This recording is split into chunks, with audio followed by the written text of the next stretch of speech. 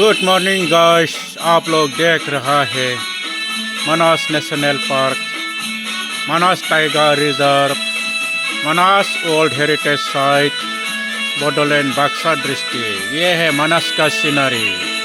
Very very good morning guys, good morning. Thank you.